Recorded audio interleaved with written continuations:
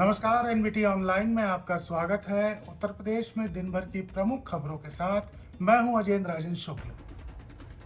औरंगजेब विवाद का सबसे बड़ा असर उत्तर प्रदेश की राजनीति में देखा जा रहा है। समाजवादी पार्टी के राज्यसभा सांसद रामजी लाल सुमन के राणा सांगा पर दिए गए बयान के बाद मामला और गर्मा गया है। राजपूतों की करणी सेना ने रामजी लाल सुमन के खिलाफ मोर्चा खोल रखा है। आगरा में उनके आवास पर पहले हमला किया गया, इसके बाद खुलेआम शक्ति प्रदर्शन हुआ। अब अलीगढ़ में सांसद के काफिले को काले झंडा दिखाए गए और टायर फेंके गए। इस घटना पर अखिलेश यादव भड़के हुए हैं। उन्होंने करणी सेना को योगी की सेना तक करार दे दिया है। अखिलेश सांसद की सुरक्षा को लेकर यूपी सरकार पर हमलावर हैं। दूसरी तरफ लखनऊ के सत्ता के गलियारे में इस पूरे घटनाक्रम को लेकर के तमाम तरह की कयासबाजियां चल रही हैं। दूसरी तरफ लखनऊ के सत्ता के गलियारे में इस पूरे घटनाक्रम के तमाम सियासी मायने तलाशे जा रहे हैं। राजनीतिक विश्लेषक इसे अखिलेश यादव की पीडीए पॉलिटिक्स में अहम मोड़ मान रहे हैं। वहीं भारतीय जनता पार्टी के लिए नई मुश्किल के तौर पर देख रहे हैं। पूरी कहानी के केंद्र में वोट बैंक पॉलिटिक्स है।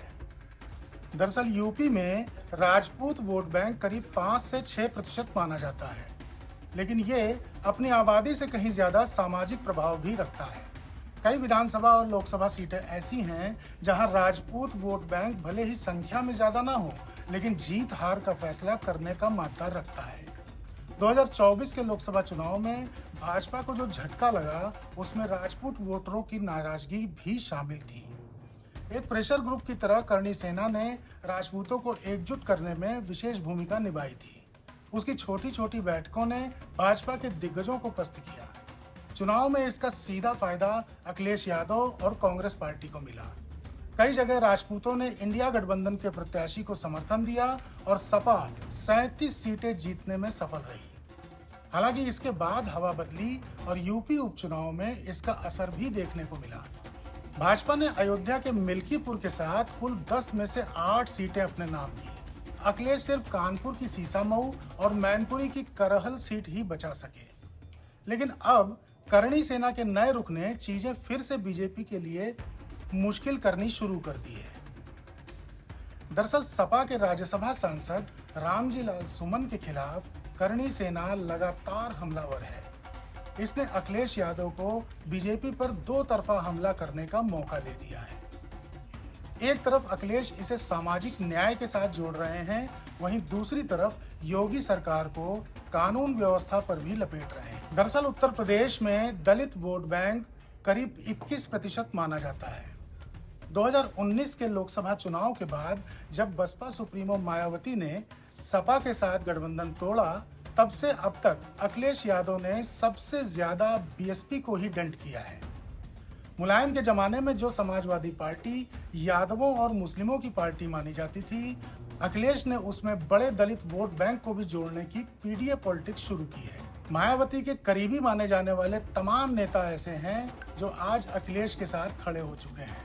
यही नहीं, बहुजन समाज की विचारधारा से जुड़े कई स्वयंसेवक भी ऐसे हैं जिन्हें अखिलेश यादव ने अपने साथ जोड़ लिया है। भाजपा ने भी दलितों को जोड़ने की तमाम कोशिशें की हैं। 2024 से पहले तक माना भी जाता था कि बसपा का दलित वोट बैंक खिसककर भाजपा की तरफ गया, लेकिन 2024 में इंडिया गठबंधन की बड़ी जीत ने यह बता दिया कि दलित वोट बैंक में अब अखिलेश यादव की भी हिस्सेदारी है। ताजा विवाद ने भाजपा को पशुपेश में डाल दिया है। दरअसल पार्टी के एक वरिष्ठ नेता ने कहा कि हमें राजपूतों का साथ तो चाहिए, लेकिन दलित वोट बैंक की कीमत पर नहीं। फिलहाल पार्टी चीजों पर नजर बनाए हुए है। अब सवाल यह है कि क्या करणी सेना यूपी में इतनी मजबूत हो गई है? आइए पूरे मामले को विस्तार से समझते हैं। राजस्थान के जयपुर में आज से 19 साल पहले 2006 में कुछ राजपूत समुदाय के लोगों ने करणी सेना नाम के संगठन का गठन किया। संगठन का नाम करणी माता के नाम पर रखा गया। इस संगठन का उद्देश्य वैसे तो सरकारी नौकरियों और शिक्षा में राजपूतों के लिए जाति आधारित आरक्षण की मांग करना था, लेकिन गठन होने के काफी समय तक ये अपनी पहचान नहीं बना पाए। समय के साथ इसके कई धड़े भी अलग हुए।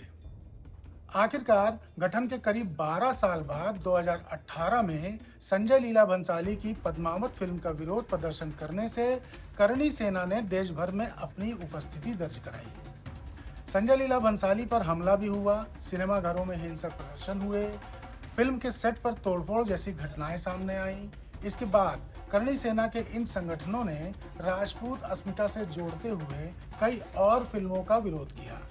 संगठन ने दावा किया कि बॉलीवुड ऐतिहासिक तथ्यों को तोड़ मरोड़ कर पेश करता है, इससे राजपूत समाज की छवि प्रभावित होती है।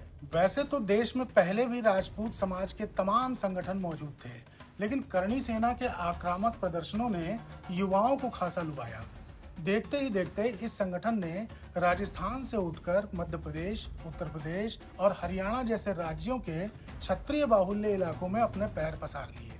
हालांकि ये संगठन खुद को गैर राजनीतिक ही बताता है, लेकिन वोट बैंक के चलते तमाम पार्टियां इसके पाले में खड़ी ही नजर आती हैं। समय के साथ संगठन के धीरे धीरे शिक्षा और रोजगार की बात दबती चली गई और ये संगठन किसी प्रेशर ग्रुप की तरह राजनीति में इस्तेमाल किया जाने लगा। फिलहाल उत्तर प्रदेश में इसने अपनी धमक का एहसास कराना शुरू कर दिया है। 2023 के मऊ में घोसी विधानसभा सीट पर हुए उपचुनाव में इस संगठन ने अपनी उपस्थिति दर्ज कराई। यहाँ सपा से सुधाकर सिंह मैदान में थे, वहीं भाजपा ने दल बदलकर दारा सिंह चौहान को टिकट दिया था। यहाँ सपा से सुधाकर सिंह मैदान में थे, वहीं सामने भाजपा ने दल बदलकर आए दारा सिंह चौहान को टिकट दिया था। दारा अपनी सीट बचाने के लिए मैदान में थे, वहीं 2 बार के विधायक सुधाकर सिंह राजपूत समाज से थे। इस चुनाव में बाहरी बनाम मिट्टी के लाल का मुद्दा उठा। दारा सिंह चौहान आजमगढ़ के रहने वाले हैं। सुधाकर सिंह ने भी इस मुद्दे पर तीखे हमले किए। उन्होंने बाहरी भगाओ और घोसी बचाओ का नारा दिया, जो हिट हो गया। चुनाव परिणाम में राजपूत वोटरों ने सुधाकर सिंह को समर्थन दिया और अखिलेश की पीडीए पॉलिटिक्स के दम पर सुधाकर चुनाव जीत गए। ये वो दौर था जब यूपी में सम्राट मिहिर भोज और पृथ्वीराज चौहान को गुर्जर, सम्राट अनंग पाल तोमर को कभी जाट तो कभी गुर्जर बताने वाले बयान आए थे। यही नहीं, राजा पोरस को किसी ने जाट बताया तो किसी ने अहीर, राणा पूजा सोलंकी को भील, सुहेल देव बैस को राजभर, आल्हा और उदल बनाफर राजपूत सेनानियों को अहीर बताने जैसे विवाद सामने आए। इसे लेकर भाजपा या तो चुप रही या स्थिति को संभालने की भूमिका में ही नजर आई। इससे राजपूत समाज में रोष बढ़ा और इसका सीधा फायदा करणी सेना ने अपनी ताकत बढ़ाने में किया।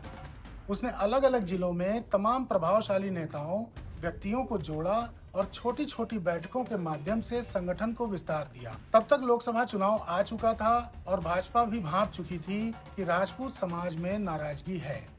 खुद अमित शाह से लेकर राजनाथ सिंह, सीएम योगी आदित्यनाथ ने समाज का गुस्सा शांत करने की कोशिश की, लेकिन स्थितियां हाथ से निकल चुकी थी। कई राजनेताओं ने बीजेपी को झटका भी दिया। क्षत्रियों के बड़े नेता माने जाने वाले रघुराज प्रताप सिंह उर्फ राजा भैया की चुनाव के दौरान अमित शाह से मुलाकात की भी चर्चा, लेकिन उन्होंने बाद में साफ कहा कि वह किसी को समर्थन नहीं देंगे। उनके समर्थक अपने विवेक के अनुसार सपा या भाजपा किसी भी प्रत्याशी को समर्थन दे सकते हैं, और हुआ भी वही। यहाँ सपा के पुष्पेंद्र सरोज ने कौशाम्बी में बीजेपी को मात दे दी। इस पूरे चुनाव में बीजेपी को पश्चिम उत्तर प्रदेश से लेकर पूर्वांचल तक हर जगह नुकसान उठाना पड़ा। 2019 में बीजेपी ने यूपी में 80 में से 62 सीटें अपने नाम की थी, लेकिन 2025 में 29 सीटें उसके हाथ से निकल गईं और वह सिर्फ 33 सीटों पर आ खड़ी हुई।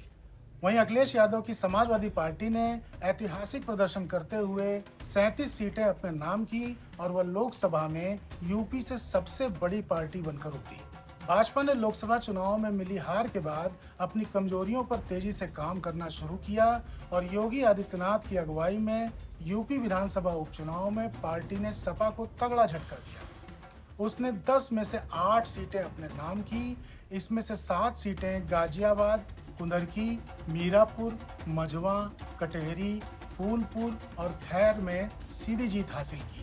वहीं समाजवादी पार्टी सिर्फ कानपुर की सीसामऊ और अखिलेश यादव द्वारा खाली की गई करहल सीट ही बचा सकी। यही नहीं, इसके बाद अयोध्या की मिल्कीपुर विधानसभा सीट पर हुए हाई प्रोफाइल उपचुनाव में भी सपा को मात झेलनी पड़ी। इस उपचुनाव के बाद साफ दिख रहा था कि स्थितियां पलटने लगी हैं। अब ताजा घटनाक्रम यूपी में सियासत के 360 डिग्री घूमने को बयां कर रहा है। पिछले साल जो क्षत्रिय समाज अखिलेश यादव और समाजवादी पार्टी के साथ खड़ा नजर आ रहा था, वह आज सपा के ही नेता के खिलाफ मोर्चा खोले हुए है। सपा के सांसद रामजी लाल सुमन के औरंगजेब विवाद में राणा सांगा पर दिए गए बयान के बाद करणी सेना इस विरोध की अगुवाई कर रही है। स्थिति ये है कि आगरा में पहले करणी सेना के लोगों ने सांसद के आवास के बाहर जमकर उत्पात मचाया, हथियारों के साथ खुलेआम शक्ति प्रदर्शन किया गया। इस हमले के बाद रामजी लाल सुमन ने हाईकोर्ट और राज्यसभा के उपसभापति तक को पत्र लिखा और अपनी सुरक्षा की मांग की थी। हालांकि पुलिस ने एहतियातन उनके आवास पर भारी सुरक्षा तैनात कर दी। अखिलेश यादव भी इस मामले में हमलावर नजर आ रहे हैं। उन्होंने करणी सेना को योगी सेना करार दिया है। साथ ही कहा है कि लखनऊ और दिल्ली में सत्ता में बैठे लोगों के वर्चस्व की लड़ाई थी। भोले भाले लोगों को तलवारें पकड़ाकर आगे कर दिया गया। प्रदेश से ये संदेश देने की कोशिश की गई है कि राजपूत समाज योगी के साथ है, हम रामजी लाल सुमन के साथ हैं। उन्होंने राज्यसभा में जो कहा था वह सदन की कार्यवाही से हटा दिया गया है, लेकिन इसके बाद भी इसे प्रसारित कौन कर रहा है? अब अलीगढ़ में रामजी लाल सुमन के काफिले पर हमले के बाद करणी सेना के राज शेखावत का ताजा बयान सामने आया है। उन्होंने कहा कि जब तक तोड़ेंगे नहीं तब तक छोड़ेंगे नहीं। उन्होंने कहा कि हमारे युवा राष्ट्रीय अध्यक्ष आकेंद्र राणा जी की अध्यक्षता में योद्धाओं द्वारा अलीगढ़ के गभाना टोल पर सांसद को घेरते हुए आक्रामक प्रहार किया गया। दुर्भाग्यवश एक बार फिर कड़ी सुरक्षा के चलते वह बचकर भाग गया। योद्धाओं सुनो, यह हमले लगातार जारी रखने हैं जब तक इस निर्लज्ज की हड्डी तोड़ कुटाई न हो जाए। क्षत्रिय करणी सेना इस आक्रमण की जिम्मेदारी लेती है। इंकलाब जिंदाबाद। अब सबकी नजर भारतीय जनता पार्टी पर है। वह अभी तक इस पूरे मामले में चुप ही दिखाई दे रही। पहलगाम आतंकी हमले को लेकर केंद्र सरकार पर लगातार हमलावर रही लोक गायिका नेहा सिंह राठौर के खिलाफ लखनऊ में देशद्रोह का मामला दर्ज किया गया है। एफआईआर की जानकारी होने के बाद लोक गायिका ने अपने एक्स हैंडल पर पोस्ट की बौछार लगा दी। ऐसे ही एक पोस्ट में नेहा ने लिखा है, मेरे ऊपर लखनऊ में एफआईआर दर्ज हो चुकी है, क्या कोई वकील मेरी मदद कर सकता है? मेरे पास वकील की फीस के लिए पैसा नहीं है। मेरे आईसीआईसीआई बैंक अकाउंट में सिर्फ 519 रुपए हैं, जिसमें से 500 रुपए तबला वादक को देकर कल मैं नया गीत रिकॉर्ड करूंगी। एक अन्य पोस्ट में नेहा सिंह राठौर ने लिखा है, मेरे ऊपर एफआईआर हो गई है, होनी भी चाहिए। एक मामूली लड़की इतने बड़े लोकतंत्र में सवाल कैसे पूछ सकती है? बता दें, कवि हैं अभय प्रताप सिंह। इन्होंने नेहा सिंह राठौर के खिलाफ शिकायत दर्ज कराई है। एसीपी हजरतगंज विकास जायसवाल ने बताया कि शिकायतकर्ता ने तहरीर में आरोप लगाया है कि नेहा सिंह राठौर ने आपत्तिजनक पोस्ट कर राष्ट्रीय अखंडता पर प्रतिकूल प्रभाव डालने, धर्म जाति के आधार पर एक दूसरे समुदाय के विरुद्ध अपराध कारित करने के लिए उकसाने का काम किया है। सोशल मीडिया पर वीडियो शेयर करते हुए नेहा ने इस आतंकी हमले में मारे गए निर्दोषों पर सवाल उठाए और दो समुदाय के विरुद्ध आपसी सौहार्द बिगाड़ने और शांति व्यवस्था को भंग करने के लिए देश विरोधी बातें की। उत्तराखंड में केदारनाथ धाम के कपाट 2 मई को श्रद्धालुओं के लिए खुलने जा रहे हैं। धाम के कपाटोत्सव की तैयारियां जोर शोर से चल रही हैं। सोमवार को सेना के बैंड की भक्तिमय धुन के साथ बाबा केदार की पंचमुखी उत्सव डोली ने रावल की अगुवाई में अपने धाम के लिए प्रस्थान किया। भगवान केदारनाथ की पंचमुखी उत्सव मूर्ति को पंच स्नान पहले करवाया गया। इसके बाद पंचमुखी उत्सव मूर्ति को डोली में विराजमान कर फूलों से सजाया गया। वहीं बाबा के शीतकालीन प्रवास स्थल ओंकारेश्वर मंदिर ऊखी मठ को भी फूलों से भव्य रूप से सजाया गया था।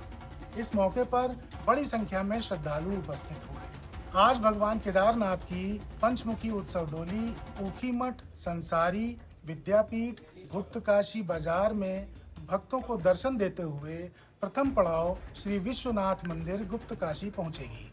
पंचमुखी मूर्ति अपने प्रथम पड़ाव श्री विश्वनाथ मंदिर गुप्तकाशी में ही रात्रि विश्राम करेगी।